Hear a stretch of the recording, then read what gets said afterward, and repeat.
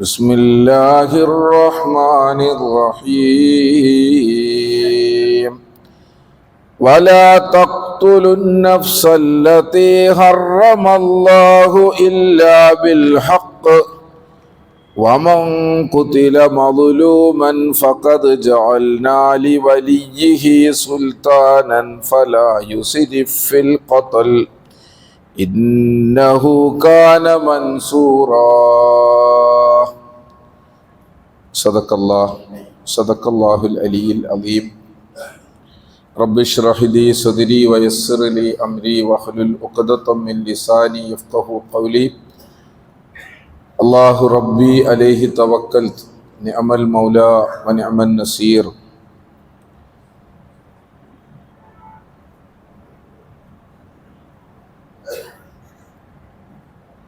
വിശുദ്ധ മാസം നൽകിയ വിശുദ്ധിയുമായി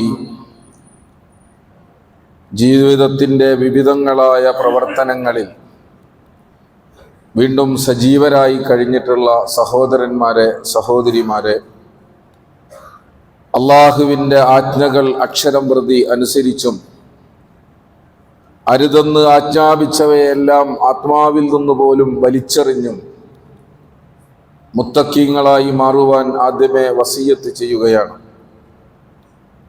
അള്ളാഹു നാമേവരെയും അനുഗ്രഹിക്കുമാറാകട്ടെ. പ്രിയ സഹോദരങ്ങളെ, ഇരിക്കുന്നവർ കുറച്ച് കയറി ഗ്യാപ്പുകൾ ഫില്ല് ചെയ്തിരിക്കുകയാണെങ്കിൽ അവസാനം എത്തുന്ന ആളുകൾക്കും ഇരിക്കാനുള്ള സൗകര്യം ഉണ്ടാകും. രോഗികളല്ലാത്ത, മറ്റ് ആരോഗ്യ പ്രശ്നമില്ലാത്ത ആളുകളൊക്കെ ആ നിലക്കൊന്ന് ഇപ്പം തന്നെ കയറിയിരിക്കുക.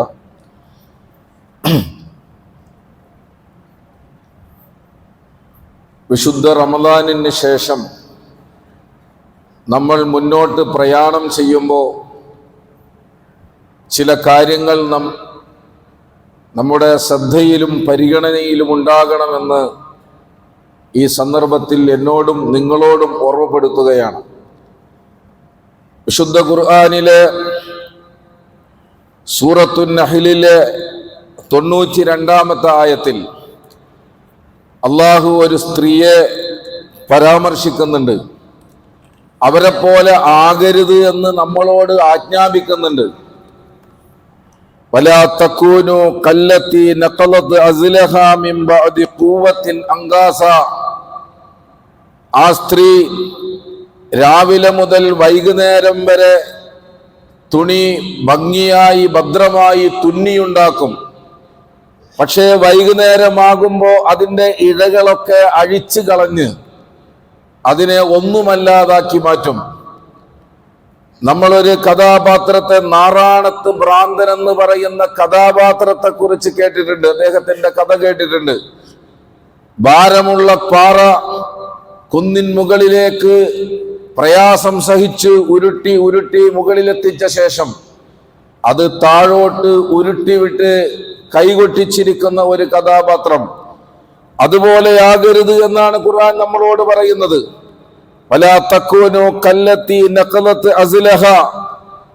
താൻ നെയ്തുണ്ടാക്കി ഭദ്രമാക്കിയ ആ തുണിയെ അതിനുശേഷം നൂലുകൾ മാത്രമാക്കി ചിന്നി ചിതറിപ്പിക്കുന്നത് പോലെ നമ്മളൊക്കെയും കൊടും ചൂടിലെടുത്ത നോമ്പ്, പാതിരാവിൽ നിർവഹിച്ച നമസ്കാരങ്ങൾ, തൊണ്ട വരണ്ടപ്പോഴും നമ്മൾ ഓതിയ ഖുർആൻ, അങ്ങനെ നമ്മൾ ശേഖരിച്ച പുണ്യങ്ങളും നന്മകളും കാറ്റിൽ പറത്തുന്നവരായി മാറരുത്.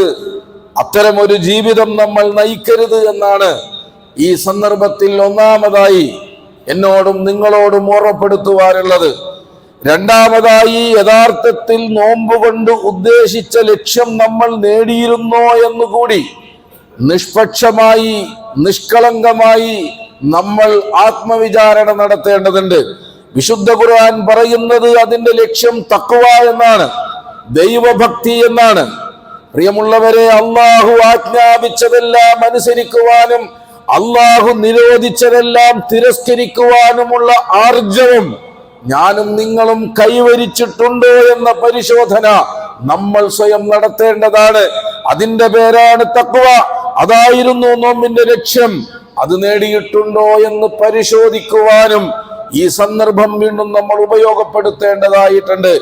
എങ്കിൽ മാത്രമാണ് ആചാരങ്ങൾക്കപ്പുറം, ചടങ്ങുകൾക്കപ്പുറം ഈ നോമ്പ് എന്റെയും നിങ്ങളുടെയും ജീവിതത്തിൽ വല്ല മാറ്റവും അടയാളപ്പെടുത്തിയിട്ടുണ്ടോ എന്ന് തീർച്ചപ്പെടുത്താൻ നമുക്ക് കഴിയുകയുള്ളൂ. മൂന്നാമതായി, നമ്മൾ അനുഷ്ഠിച്ച പുണ്യങ്ങൾ അള്ളാഹു സ്വീകരിച്ചിട്ടുണ്ടോ എന്ന കാര്യത്തിലും നമ്മൾ ആശങ്കപ്പെടേണ്ടതുണ്ട്. വിശുദ്ധ ഖുർആൻ നമ്മളെ പഠിപ്പിക്കുന്നത് അള്ളാഹു കർമ്മങ്ങൾ സ്വീകരിക്കുന്നത് വിശുദ്ധരായ തഖ്വയുള്ള ആളുകളുടെ കരങ്ങളിൽ നിന്ന് മാത്രമാണ്. ഇന്നമാ യതഖബ്ബലുല്ലാഹു മിനൽ മുത്തഖീൻ, അള്ളാഹു മുത്തഖീങ്ങളുടെ സുഹൃതങ്ങൾ മാത്രമാണ് സ്വീകരിക്കുന്നത്.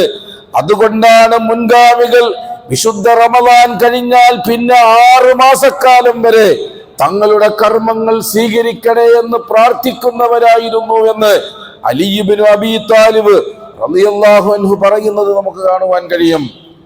പ്രിയമുള്ള സഹോദരങ്ങളെ, അതുകൊണ്ട് ഈ സന്ദർഭത്തിൽ നമ്മെ സംബന്ധിച്ചിടത്തോളം നമ്മൾ ഓർക്കേണ്ടത് ഈ അർത്ഥത്തിൽ സ്വീകരിക്കപ്പെട്ടിട്ടുണ്ടോ എന്നാണ്. എന്ന് മാത്രമല്ല, അങ്ങനത്തെ ആലോചനകളുമൊന്നുമില്ലെങ്കിൽ വിഡ്ഢികളുടെ സ്വർഗത്തിലൂടെ സഞ്ചരിക്കുന്നവരായി നമ്മൾ മാറരുത്. വിശുദ്ധ ഖുർആൻ അത്തരം ആളുകളെ കുറിച്ചും പറയുന്നുണ്ട്. അള്ളാഹ് ചോദിക്കുന്നു, ഖുൽ ഹൽ നുനബ്ബിഉകും ബിൽ അഖ്സരീന അമാല, കർമ്മങ്ങളിൽ ഏറ്റവും പരാജയപ്പെട്ടു പോയ മനുഷ്യരെ ആരാണെന്ന് ഞാൻ പറഞ്ഞു തരട്ടെ. അവർ അല്ലദീന വല്ല സഅയുഹും ഫിൽ ഹയാത്തിദ് ദുനിയ, ഇഹലോകത്തിൽ വഴിതെറ്റി സഞ്ചരിക്കുന്നവരാണവർ. പക്ഷേ വഹും യുഹ്സിനൂന വഹും യഹ്സബൂന അന്നഹും യുഹ്സിനൂന സുൻആ, സ്വയം അവർ ധരിക്കുന്നത് ഞങ്ങൾ നന്മയോടൊപ്പമാണ് എന്നാണ്, ഞങ്ങൾ പുണ്യങ്ങളോടൊപ്പമാണെന്ന് തെറ്റിദ്ധരിക്കുന്ന അവരാണ് ഏറ്റവും പരാജിതരായ മനുഷ്യരെന്ന് വിശുദ്ധ ഖുർആൻ പറയുന്നുണ്ട്. അതുമാത്രമല്ല, ഈ ദിനത്തിൽ ഞാനും നിങ്ങളും മുഴക്കിയ തക്ബീറുകൾ, അല്ലാഹു അക്ബർ, അല്ലാഹു എന്ന് അക്ബർ എന്ന് നാം മുഴക്കിയ തക്ബീറുകളുടെ അതിന്റെ താല്പര്യവും അള്ളാഹുവിനേക്കാൾ വലിയവനായി ഞങ്ങൾക്കൊന്നുമില്ല എന്ന പ്രഖ്യാപനം ഒരു ദിവസം കൊണ്ട് തീരാനുള്ളതല്ല, ജീവിതത്തിൽ കാത്തു സൂക്ഷിക്കാനുള്ള പ്രഖ്യാപനമാണ് എന്നും ഈ സന്ദർഭത്തിൽ നമ്മൾ ഓർക്കണം. നമ്മൾ അഭിമാനിക്കണം അള്ളാഹു നമുക്ക് ഈ ദീൻ തന്നതിൽ, ഈ വിശുദ്ധ ഇസ്ലാം നൽകിയതിൽ. നിങ്ങൾ ചിന്തിച്ചു നോക്കുക, ഒരു വശത്ത് ഓണമോ വിഷുവോ ഈസ്റ്ററോ നടന്നു കഴിയുമ്പോ വിറ്റ് തീർന്ന മദ്യക്കുപ്പികളുടെ വിറ്റ മദ്യത്തിന്റെ കോടികളുടെ കണക്കുകളാണ് പിറ്റേ ദിവസം വാർത്തയാകുന്നതെങ്കിൽ, ഇസ്ലാമിലെ ആഘോഷത്തിന് ശേഷം പാവപ്പെട്ട മനുഷ്യർക്ക് ഭക്ഷണം നൽകിയ മെട്രിക് ടൺ അരി എത്രയാണെന്ന കണക്കുകൾ മാത്രമാണ് ലോകത്തിന് മാറ്റി വെക്കാനുള്ളത് എന്ന് ഈ സന്ദർഭത്തിൽ നമ്മൾ ഓർക്കേണ്ടതുണ്ട്. ഹോളി ആഘോഷത്തിന്റെ പേരിൽ, ഉത്സവത്തിന്റെ പേരിൽ അന്യമതസ്ഥത്തിന്റെ തലയിൽ ചാണകം കോരിയൊഴിച്ചാഘോഷിക്കുന്ന ഒരു കാലഘട്ടത്തിൽ പാവപ്പെട്ടവന് ഭക്ഷണം നൽകിയും മധുരപലഹാരങ്ങൾ നൽകിയും അവന് സന്തോഷം നൽകുന്ന ഈ മഹത്തായ ആദർശം ദൈവികമായ ദീനിന്റെ മഹത്വം കൊണ്ടാണ് എന്നീ സന്ദർഭത്തിൽ നമ്മൾ തിരിച്ചറിയണം. കഴിഞ്ഞ ഒരു മാസക്കാലം നമ്മുടെ നാട്ടിലെ മുഴുവൻ ചർച്ചകളും നിന്നിരുന്നത് ഒരു 34 കോടി രൂപ ശേഖരിക്കാനുള്ള ചർച്ചയിലായിരുന്നു എന്ന് നമുക്കറിയാം. ശ്വാസമടക്കി പിടിച്ച് എല്ലാവരും നോക്കി നിന്നത് അത് പൂർത്തിയാകുമോ എന്ന കാര്യത്തിലായിരുന്നു എന്ന് നമ്മൾ അറിയണം. അൽഹംദുലില്ലാഹ്, അത് പൂർത്തിയായത് എല്ലാവർക്കും അറിയാം. നമ്മൾ ഈ സന്ദർഭത്തിൽ ഓർക്കേണ്ട ഒരു കാര്യം, ഒരു വശത്ത് മനുഷ്യനെ വർഗീയമായി വേർതിരിക്കുവാൻ സ്വപ്നം കണ്ട് നടക്കുന്നവർ, അതിനുവേണ്ടി ഈ രാജ്യത്തിന്റെ സൗഹാർദ്ദമുള്ള ശരീരത്തിൽ മുറിവുകൾ ഉണ്ടാക്കി ആ മുറിവുകളിൽ വിഷം ചാലിച്ച് വിഷം പുരട്ടി കഴിയുന്നവർ, പക്ഷെ അവർക്ക് കേരളത്തിന്റെ നല്ല മനസ്സിൽ ഒരു പോറലും ഉണ്ടാക്കാൻ സാധിച്ചിട്ടില്ല എന്ന വലിയ സന്ദേശമാണ് യഥാർത്ഥത്തിൽ ആ സംഭവം നൽകിയത്. പ്രിയമുള്ള സഹോദരങ്ങളെ, പക്ഷേ ഈ ഐക്യം ഒരിക്കൽ കൂടി, ആ ഐക്യം ഈ രാജ്യത്തെ മുഴുവൻ ജനതയും മുറുകെ പിടിക്കുകയാണ് എങ്കിൽ അബ്ദുൽ റഹീമിനെ ജയിലിൽ നിന്ന് മോചിപ്പിച്ചതുപോലെ ഈ രാജ്യത്തെ ഫാസിസത്തിൽ നിന്ന് മോചിപ്പിക്കാനും സാധിക്കുമെന്ന വലിയ സന്ദേശം കൂടിയാണ് യഥാർത്ഥത്തിൽ അത് നൽകിയത് എന്ന് നമ്മൾ ഓർക്കണം. പക്ഷെ ആ കൂട്ടത്തിലും ഇസ്ലാമിക ശരീഅത്തിനെ വിമർശിക്കുവാൻ, അതിനെ ക്രൂരമായിട്ട് അവതരിപ്പിക്കുവാൻ, അതിന്റെ പേരിൽ ചെളിവാരി എറിയുവാൻ, അതിനെ അടിക്കുവാൻ ഒരു വടിയാക്കിയ ആളുകളും ഈ സന്ദർഭത്തിൽ കടന്നുപോയിട്ടുണ്ട് എന്നത് നമുക്കറിയാം. പ്രിയമുള്ള സഹോദരങ്ങളെ, ഒന്ന് പറയട്ടെ, ഇസ്ലാമിക ശരീഅത്തിനെ എപ്പോഴൊക്കെ അവഹേളിക്കുവാൻ വേണ്ടി ആരോപണങ്ങൾ ഉണ്ടായിട്ടുണ്ടോ, ആ സന്ദർഭങ്ങളിലൊക്കെ ഇസ്ലാമിന്റെ നീതിയും അതിന്റെ ശരിയും ലോകത്തിന് കൂടുതൽ അനാവൃതമാവുകയാണ് ചെയ്തിട്ടുള്ളത് എന്ന യാഥാർത്ഥ്യമാണ് ഈ സന്ദർഭത്തിൽ നമ്മൾ ഓർക്കേണ്ടത്. ഇസ്ലാമിനെ സംബന്ധിച്ചിടത്തോളം 5 കാര്യങ്ങൾ ഇസ്ലാമിക ഭരണകൂടത്തെ സംബന്ധിച്ചിടത്തോളം വളരെ നിർബന്ധമാണ്. അതിലൊരു വിട്ടുവീഴ്ചയും അതിനെതിരെയുള്ള ഏത് കർമ്മവും മഹാപാപമായിട്ടാണ് പരിഗണിക്കപ്പെടുക. അതിലൊന്ന് മനുഷ്യന്റെ മതമാണ്. അതുകൊണ്ടാണ് ശിർക്കിനെതിരെ, സിഹറിനെതിരെ, അന്ധത്തിലുള്ള വഴികേടുകൾക്കെതിരെ കർശനമായ നിലപാട് ഇസ്ലാമിക ഭരണകൂടങ്ങൾ സ്വീകരിക്കും. രണ്ടാമത്തത് മനുഷ്യന്റെ ജീവനാണ്. അതുകൊണ്ടാണ് കൊലക്കെതിരെ ഏത് സ്വഭാവത്തിലാണെങ്കിലും കർശനമായ നടപടികൾ ഉണ്ടാകുന്നത്. മൂന്നാമത് മനുഷ്യന്റെ ബുദ്ധിയാണ്. അതുകൊണ്ടാണ് മദ്യത്തിനെതിരെ, മയക്കുമരുന്നിനെതിരെ അതിശക്തമായ നിയമങ്ങൾ ഉണ്ടായത്. നാലാമത്തത് മനുഷ്യന്റെ കുടുംബ പരമ്പരയാണ്. അത് തകർക്കുന്ന വ്യഭിചാരത്തെയും ലൈംഗിക വൈകൃതങ്ങളെയും ഒരു വിട്ടുവീഴ്ചയുമില്ലാതെ ഇസ്ലാം കൈകാര്യം ചെയ്യുന്നതുകൊണ്ടാണ്. അഞ്ചാമത്തത് മനുഷ്യന്റെ സമ്പത്താണ്. മോഷണത്തെയും എല്ലാ സാമ്പത്തിക കുറ്റകൃത്യങ്ങളെയും ഗൗരവത്തോടുകൂടി കാണുന്നതും ശിക്ഷ ഏർപ്പെടുത്തിയതും. പക്ഷെ നമ്മൾ അറിയണം, ഈ 5 തിന്മകളിലേക്ക് മനുഷ്യൻ എത്താതിരിക്കുവാൻ, അതിൽ ചെന്ന് പെടാതിരിക്കാൻ ആവശ്യമായ എല്ലാ നിയമങ്ങളും എല്ലാ നിയന്ത്രണങ്ങളും ഏർപ്പെടുത്തിയ ഒരു ദർശനമാണ് ദൈവിക ദർശനം എന്ന് നമ്മൾ തിരിച്ചറിയണം. ഇവിടെ ചർച്ച കൊലയുമായി ബന്ധപ്പെട്ടതാണ്. പ്രിയമുള്ളവരെ, ഒരു വശത്ത് ഇസ്ലാം മനുഷ്യ ജീവന് നൽകുന്ന വില ഏറ്റവും വിലപ്പെട്ടതാണ്. നമുക്കറിയാം, പലവട്ടം നമ്മൾ കേട്ടതാണ്. ഒരാൾക്ക് ജീവൻ നൽകുമ്പോ മുഴുവൻ മനുഷ്യരാശിക്കും ജീവൻ നൽകിയതുപോലെയാണ്. ഒരു മനുഷ്യന്റെ ലൈഫ് ഈസ് ഈക്വൽ ടു മുഴുവൻ മനുഷ്യരുടെയും ജീവിതവുമായി ചേർത്ത് വെക്കുന്ന ഒരു ഉദാഹരണം ഇതിനപ്പുറത്ത് നൽകാനില്ലാത്ത വിധം മനുഷ്യ ജീവന് വില നൽകുന്ന ഒരു ദർശനം. എന്ന് മാത്രമല്ല, പരലോകത്ത് അതിന്റെ ശിക്ഷയെ കുറിച്ചുള്ള പറഞ്ഞത്, ഫമൻ ഖതല മുഅ്മിനൻ മുതഅമ്മിദ, ആരെങ്കിലും ബോധപൂർവം മറ്റൊരാളെ കൊലപ്പെടുത്തിയാൽ ഫജസാഉഹു ജഹന്നമ ഖാലിദൻ ഫീഹാ, നിത്യമായി അവൻ നരകത്തിലാണ്. കഴിഞ്ഞില്ല, വഗളിബല്ലാഹു അലൈഹി വലഅനഹു, അല്ലാഹു അവനോട് കോപിക്കുകയും ശപിക്കുകയും ചെയ്തിരിക്കുന്നു. വഅദ്ദലഹു അദാബൻ അളീമ, ഘോരമായ ശിക്ഷ അവന് വേണ്ടി ഒരുക്കി വെക്കുകയും ചെയ്തിരിക്കുന്നു. എത്ര വാക്കുകളാണ് പരലോകത്ത് അതിന്റെ ശിക്ഷയെ കുറിച്ചുള്ള പരിചയപ്പെടുത്തിയത്. പ്രിയമുള്ള സഹോദരൻ, മാത്രല്ല, ഒരാളെ കൊല്ലുവാൻ മനുഷ്യന്റെ മനസ്സിൽ മോഹം കൊണ്ട് നടന്നാൽ പോലും അവൻ പാപിയായി തീരുമെന്നും നരകത്തിൽ പോകുമെന്നുമാണ് ഇസ്ലാം പഠിപ്പിക്കുന്നത് എന്നുകൂടി നമ്മൾ ഓർക്കണം. പ്രവാചകൻ സല്ലല്ലാഹു അലൈഹി വസല്ലം പഠിപ്പിച്ചു, ഇദഖ്തലൽ മുസ്ലിമാനി ബിസൈഫിഹിമാ ഇദൽതഖൽ മുസ്ലിമാനി ബിസൈഫിഹിമാ, 2 വിശ്വാസികൾ അവർ അവരുടെ വാളുമായിട്ട് ഏറ്റുമുട്ടി, തമ്മിൽ തല്ലി. അങ്ങനെ ഫൽ ഖാതിലു വൽ മഖ്തൂലു ഫിന്നാർ. അബൂബക്കർ റളിയല്ലാഹു അൻഹു ഹദീസ് റിപ്പോർട്ട് ചെയ്യുന്നത്, അദ്ദേഹം പ്രവാചകൻ പറഞ്ഞു, അങ്ങനെയാണെങ്കിൽ വധിച്ചവനും കൊന്നവനും നരകത്തിലാണ്. അബൂബക്കർ റളിയല്ലാഹു അൻഹു ചോദിച്ചു, റസൂലേ, എന്തിനാണ് മരിച്ചവൻ നരകത്തിൽ പോകുന്നത്, കൊന്നവനല്ലേ പോകേണ്ടത്? റസൂല് പറഞ്ഞു, ഇന്നഹു കാന ഹരീസൻ അലാ ഖത്ലി സാഹിബിഹി, മറ്റവനെ കൊല്ലാനുള്ള മോഹമുള്ളവനായിരുന്നു മരിച്ചുപോയവൻ, അവനും നരകത്തിലാണ്. ഇത്രത്തോളം ഭീകരമായി പഠിപ്പിച്ച, എന്ന് മാത്രമല്ല അല്ലാഹുവിന്റെ റസൂല് പഠിപ്പിച്ചു, പരലോകത്ത് വരുമ്പോ ഏറ്റവും ആദ്യം വിചാരണക്കെടുക്കുന്നത് കൊലപാതക കേസുകളാണ്. ഏറ്റവും ആദ്യം വിചാരണ ചെയ്യുന്നത്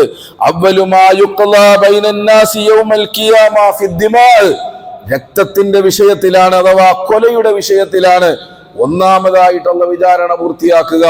ഇങ്ങനെയൊക്കെ പഠിപ്പിച്ച് മനുഷ്യനെ പരമാവധി പെൺമകളിൽ നിന്ന് മാറ്റി നിർത്തുന്ന, അതിലേക്ക് അടുക്കാതിരിക്കാൻ പഠിപ്പിക്കുന്ന ഒരു ദർശനം.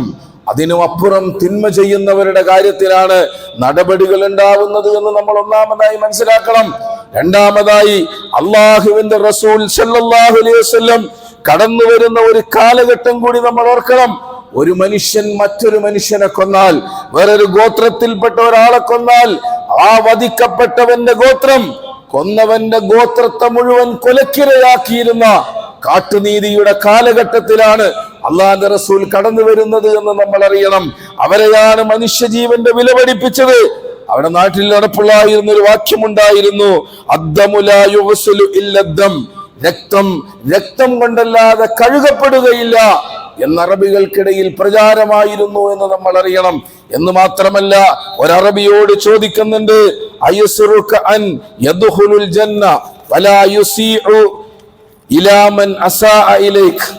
നിന്നെ ദ്രോഹിച്ച ഒരാൾക്ക് ശിക്ഷ കിട്ടാതെ അല്ലെങ്കിൽ തിരിച്ചവനെ ഉപദ്രവിക്കാതെ സ്വർഗത്തിൽ പോകുന്നതാണോ നിന്നെ സന്തോഷിപ്പിക്കുന്നത്? അറബി പറഞ്ഞു, അല്ല. ഫഖാല ബൽ യസ്റുനി അൻ അദ്റകന്നാറ, നരകത്തിൽ പോകുന്നതാണ് എനിക്ക് സന്തോഷം. എപ്പോൾ അവന് പ്രതികാര നടപടി സ്വീകരിച്ചുകൊണ്ട്. ഇങ്ങനെ പ്രതികാരത്തിന് വേണ്ടി ദാഹിച്ചിരുന്ന ഒരു ജനതയാണ് ആ ജനതയിലേക്ക് കടന്നു വന്ന പ്രവാചകൻ. കുറച്ചുള്ള പ്രകൃതിയുടെ മതമായ ഇസ്ലാം അവരെ പഠിപ്പിച്ചു. ഒരു ഭരണകൂടം നീതിപൂർവമായ വിചാരണക്ക് ശേഷം ആരാണോ കൊലക്ക് ഉത്തരവാദിയായിട്ടുള്ള കൊല നടത്തിയവർ അവരെ മാത്രം ശിക്ഷിക്കുവാൻ, അതോടൊപ്പം വേണമെങ്കിൽ അവരുടെ ബന്ധുക്കൾക്ക് മാപ്പ് നൽകാൻ അവസരം നൽകിക്കൊണ്ടുള്ള നീതിയുടെ നിയമം പഠിപ്പിച്ചത് എന്ന് എന്റെ സഹോദരങ്ങൾ അറിയണം. ഒരു പള്ളിയിൽ ഉറങ്ങിക്കിടന്ന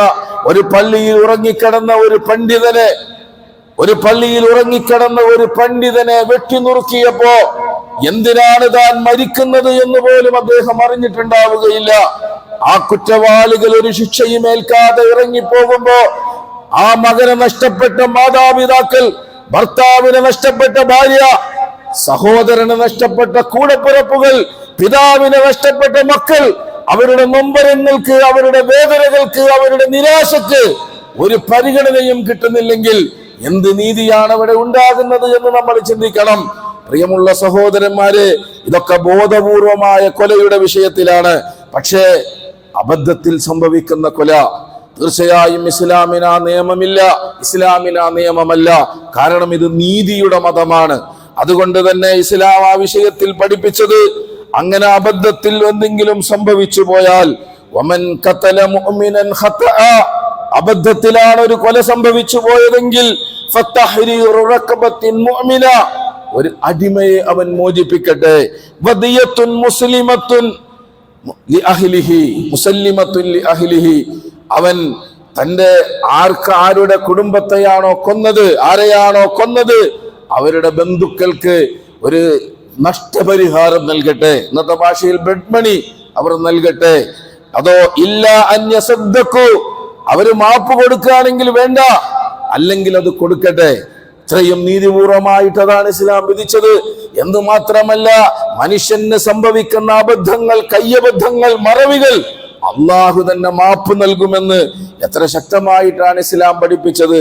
ഇന്നല്ലാഹ വലഅൻ ഉമ്മത്തി, അള്ളാഹു തന്റെ ഉമ്മത്തിലുള്ളവർക്ക് മാപ്പ് ചെയ്തു കൊടുത്തിരിക്കുന്നു. അൽ ഖതഉ വന്നിസിയാന വൽ ഇക്റാഹ അലൈ, ഒന്ന് മറന്നു സംഭവിക്കുന്ന കാര്യങ്ങൾ, രണ്ട് അബദ്ധത്തിൽ സംഭവിക്കുന്ന കാര്യങ്ങൾ, മൂന്ന് നിർബന്ധിതനായി ചെയ്യേണ്ടി വരുന്ന കാര്യങ്ങളിലൊക്കെ അള്ളാഹു മാപ്പ് നൽകുമെന്ന് റസൂലുള്ളാഹി സല്ലല്ലാഹു അലൈഹി വസല്ലം പഠിപ്പിക്കുന്നു നമുക്ക് കാണാൻ കഴിയും. എന്ന് മാത്രമല്ല, റസൂലുള്ളാഹി സല്ലല്ലാഹു അലൈഹി വസല്ലമയുടെ മുമ്പിൽ ഹുദൈൽ ഗോത്രത്തിൽപ്പെട്ട രണ്ട് സ്ത്രീകളുടെ വിഷയം കടന്നു വരുന്നത് ചരിത്രത്തിൽ നമുക്ക് കാണാൻ കഴിയും. രണ്ട് സ്ത്രീകൾ തമ്മിൽ തല്ലുകൂടി. ഒരു സ്ത്രീ മറ്റേ സ്ത്രീയെ ഒരു കല്ലെടുത്തെറിഞ്ഞു. ആ കല്ലിൽ മറ്റേ സ്ത്രീ മരണപ്പെട്ടു.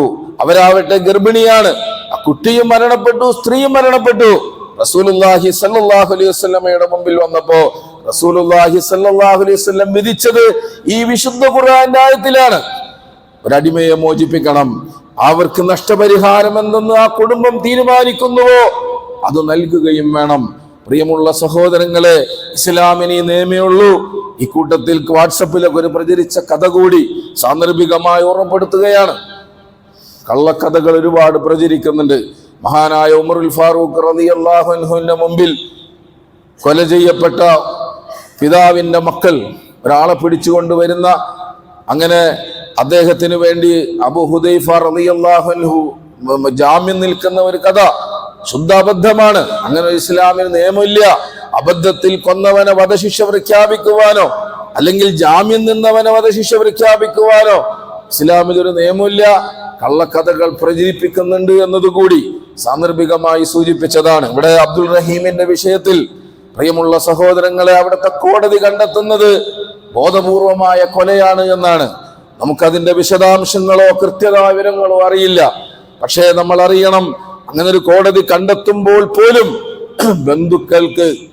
ബന്ധുക്കൾക്ക് മാപ്പ് നൽകാനുള്ള, പുറത്തു കൊടുക്കാനുള്ള ഒരു അവകാശം നൽകിക്കൊണ്ടാണ് ഇസ്ലാമിന്റെ നിയമസംഹിത ഉള്ളത്. നമ്മുടെ രാജ്യത്ത് പോലും ഇല്ല.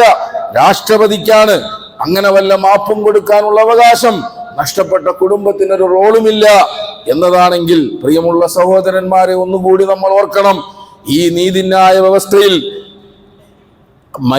വധിക്കപ്പെട്ട ആളുടെ ബന്ധുക്കൾ, ആ ബന്ധുക്കളിൽ ഒരാൾ മാപ്പ് നൽകിയാൽ, മരിച്ച ആൾക്ക് ചിന്തിക്കുക, ഭാര്യയുണ്ട്, 3 മക്കളുണ്ട്, ഇതില് ഒരു മോൻ മാത്രമാണ് മാപ്പ് കൊടുക്കാൻ തയ്യാറുള്ളൂ, ബാക്കിയുള്ളവരൊക്കെ ശിക്ഷിക്കണമെന്നാണ് പറയുന്നതെങ്കിലും ഒരാൾ മാപ്പ് കൊടുത്താൽ കോടതി അതാണ് സ്വീകരിക്കേണ്ടത് എന്നാണ് ഇസ്ലാമിന്റെ നിയമം.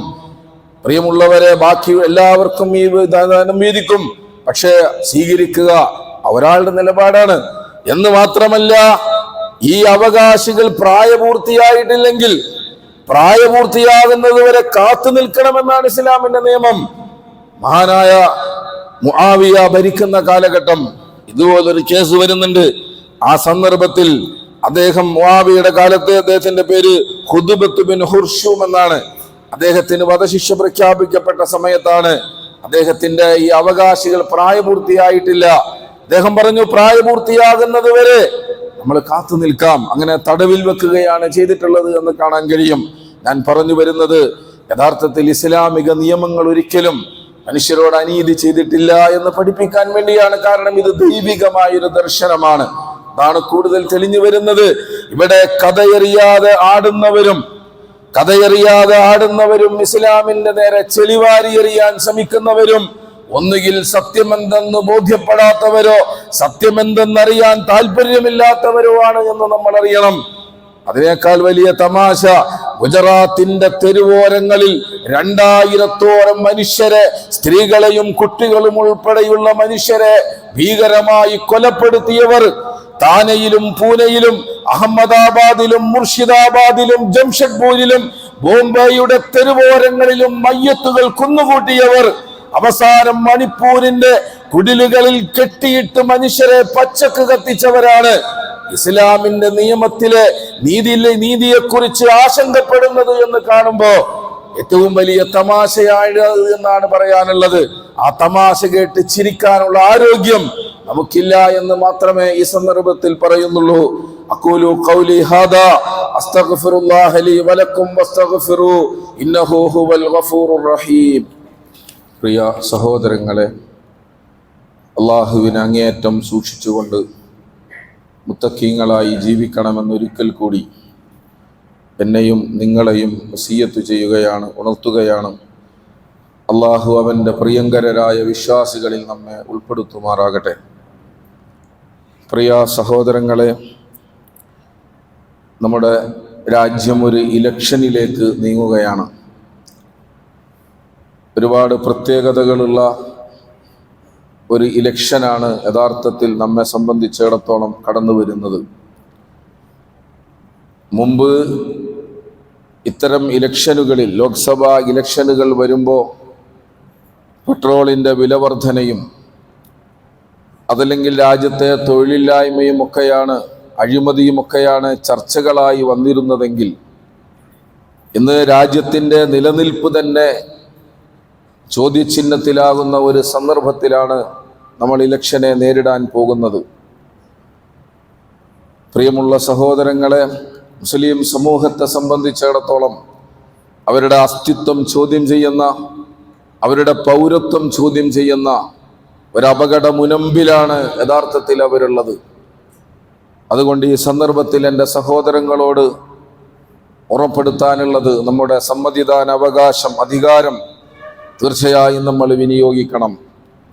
പക്ഷെ അത് പാർട്ടികളുടെ അടിമത്തങ്ങൾക്കപ്പുറം ഈ രാജ്യത്തിന്റെ നന്മക്കാകണം, ഈ മുസ്ലിം ഉമ്മത്തിന്റെ ഭാവിക്ക് സഹായകരമാകണം എന്ന് വിനീതമായി അഭ്യർത്ഥിക്കുകയാണ്.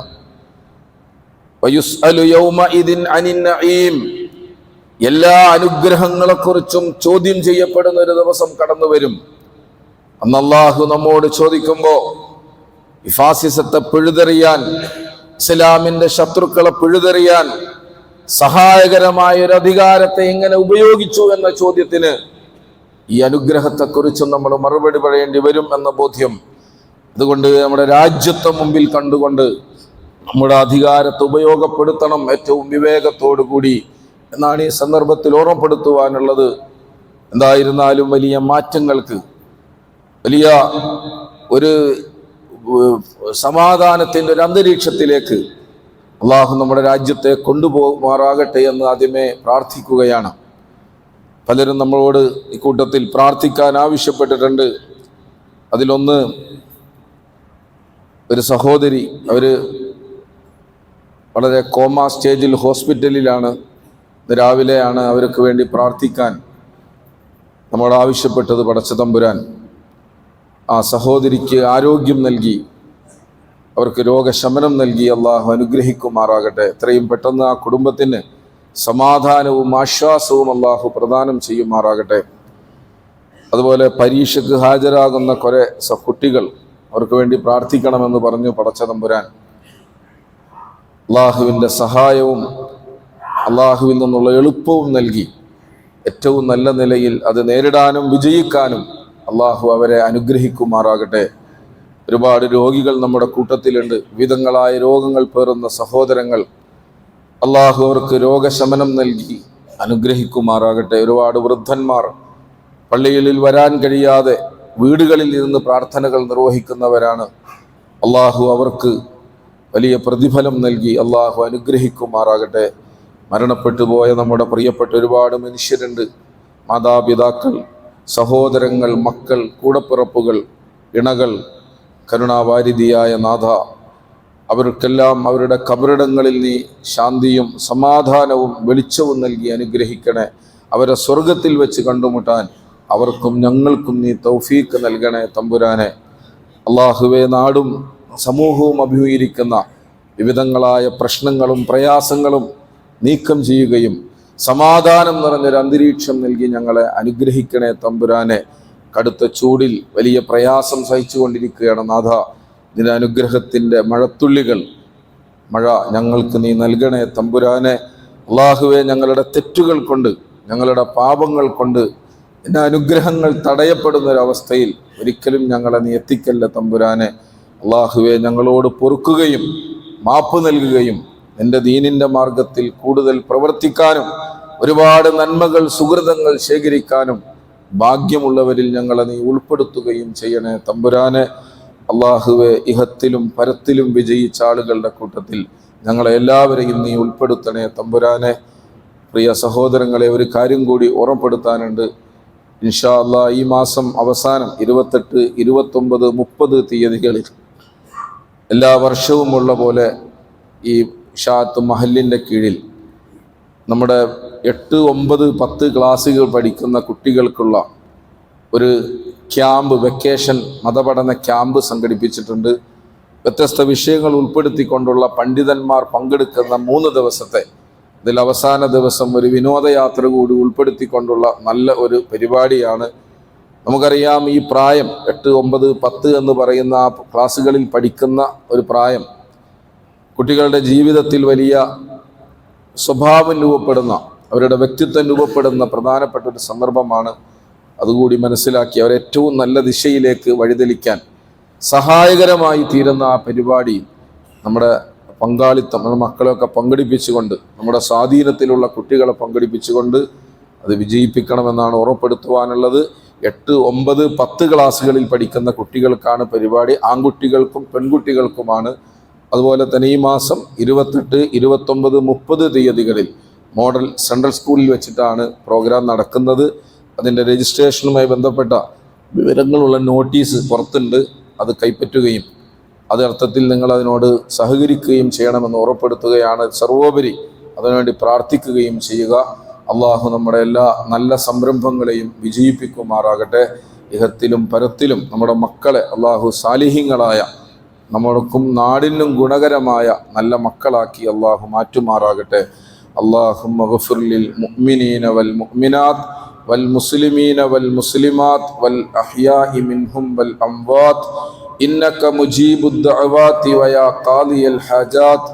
അല്ലാഹുമ്മ അജിർനാ മിനൻ നാർ, അല്ലാഹുമ്മ അജിർനാ മിനൻ നാർ, അല്ലാഹുമ്മ അജിർനാ മിനൻ നാർ. ലാ തശ്വി ഖൽഖനാ ബിന്നാർ ഇന്നഹാ ബിഅസദ് ദാർ വബിഅസൽ മസ്വാ വബിഅസൽ ഖറാർ. ربنا ظلمنا أنفسنا وإن لم تغفر لنا وترحمنا لنكونن من الخاسرين. ربنا لا تزغ قلوبنا بعد إذ هديتنا وهب لنا من لدنك رحمة إنك أنت الوهاب. ربنا هب لنا من أزواجنا وذرياتنا قرة أعين واجعلنا للمتقين إماما. ربنا اغفر لنا ولإخواننا الذين سبقونا بالإيمان ولا تجعل في قلوبنا غلا للذين آمنوا ربنا إنك رؤوف رحيم. آمين آمين برحمتك يا أرحم الراحمين. صلى الله تعالى وسلم.